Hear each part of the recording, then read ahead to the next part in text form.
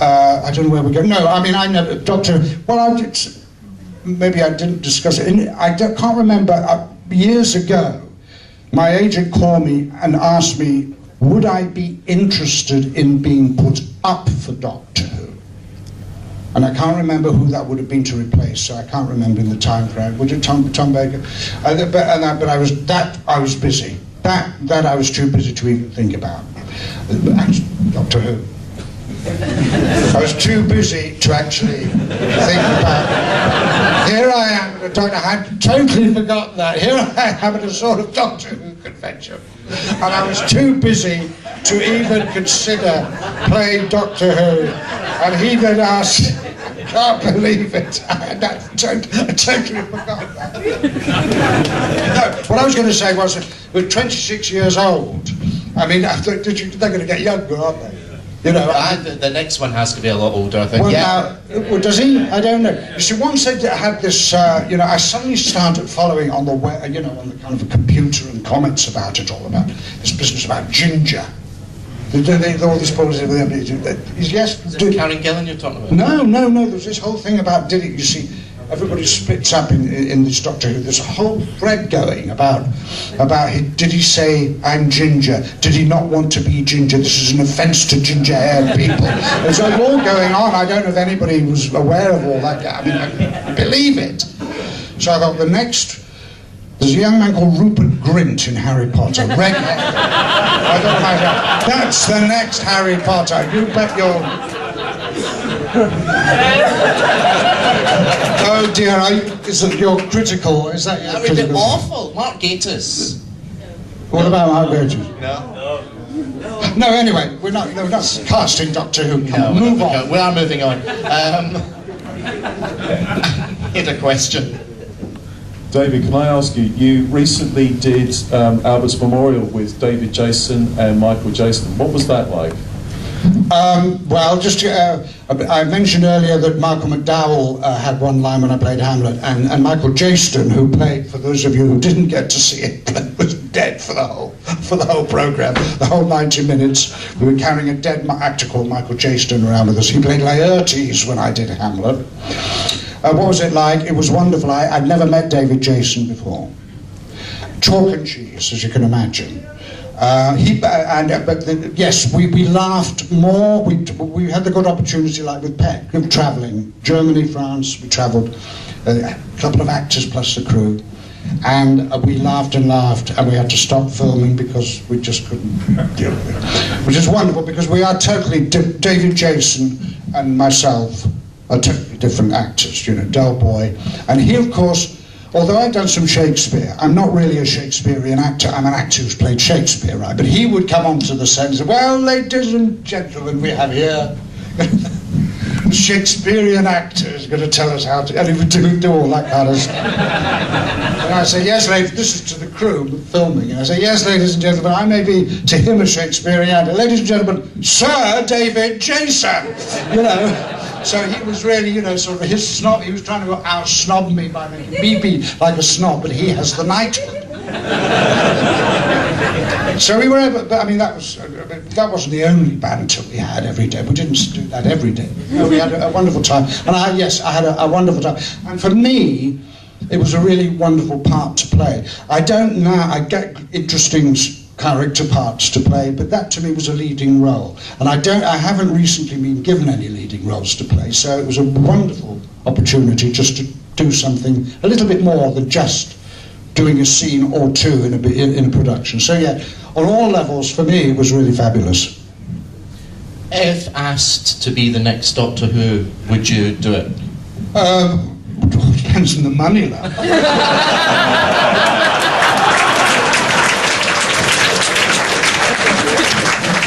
And the billing, and the assistant. No, seriously, I mean, I don't know, it's something that really doesn't, of course. I mean, I'm an actor, I'm a jobbing actor, and to be offered something like that, I would give it serious consideration. I really do think that and I mean this without any need for anybody to say or think anything, there's a certain age group where after it can't go. You could come as some wonderful character who is a little bit, part of the Doctor Who thing, but I think at my age now, I just don't think it's tenable. Because there's so much running around, isn't there now? I don't know, I can't remember William Hartnell running around like that, or Pat Charlton. We spoke about your association, your working association with Malcolm McDowell. We're now going to go on to Patrick Stewart. You did a wonderful two-hander with him in Star Trek The Next Generation. You were playing an interrogator. Cardassian interrogator. Yes, yeah, well again, to link up with Malcolm and Michael Jaston, who I brought up in this production of Hamlet. That's the three people.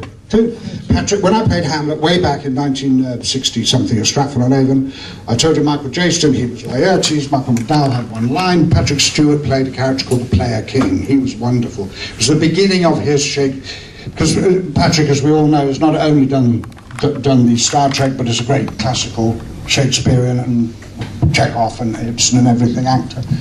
And at that time, he was just starting out. And I saw it, and I was playing the leading role, and he was playing this wonderful supporting role, and I was able to watch him on stage. I said, this man is just fantastic. This fantastic presence, this fantastic voice, and all that. So yes, and after that moment in 1964 or 5, where we were on the stage together, our lives just went different directions, and ended up by doing Star Trek Next Generation, yes, Chain of Command, a two-parter, Cardassian interrogator of Patrick.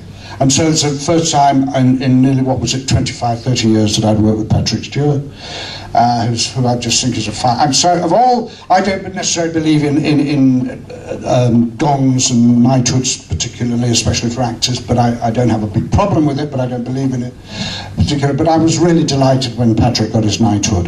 He's worked very, very hard, not because when he was doing Star Trek, he would have 4 months off a year to do other things or to rest, because it was he would always go off to universities doing Shakespeare, trying to teach the kids and do that. I admired that very much. So he was not only a Hollywood star, but he was also a man who really wanted to sort of help get the message of that kind of thing out there. So Patrick, yes, I was delighted. So it was wonderful working with him. Oh, but what you get? I don't know if anybody has seen this particular thing called Chain of Command with Patrick Stewart. I don't know. Okay. Well, I took over that part of the interrogator, sort of subtle torturer, with 3 days' notice. Somebody was ill and fell out, so they asked me to do it, which is very nice, because I'd done 2 other Star Trek. But I couldn't learn the lines because it was just not enough time, because of that kind of language they have in Star Trek is very difficult. So if you watch it again, get it out, they had to write every single line up of the part for me, everywhere, because I couldn't learn it. So if I was sitting there looking there and then I did that, the lines, some of the lines would be there, and we'd time it that I would turn my head and the other lines would be written there. And I would do that and the lines would be up there. No, but I mean, I tell you what it was. I mean, they agreed to do it. It was a wonderful teamwork of all the technicians and people being there, holding these pieces of card with my lines on it. And Patrick was wonderful, you know, I mean, because I would look at him but really be looking past him. And that was a wonderful piece of teamwork and an extraordinary professional time for me. There's a scene where he's strung up naked. He didn't go bollock, did it? They asked me to leave the set, so I don't know. No, I mean, I don't know. I don't think I've seen it. Because I don't watch myself. I try to avoid watching myself. It's a problem for me to watch myself. So I don't know if I've actually seen it. Yes, I know there was I believe he was supposed to be naked. Yeah. It's superb, the two-hander between you. It works really, really well. And there's also a scene where you crack open an egg and eat it. Do I?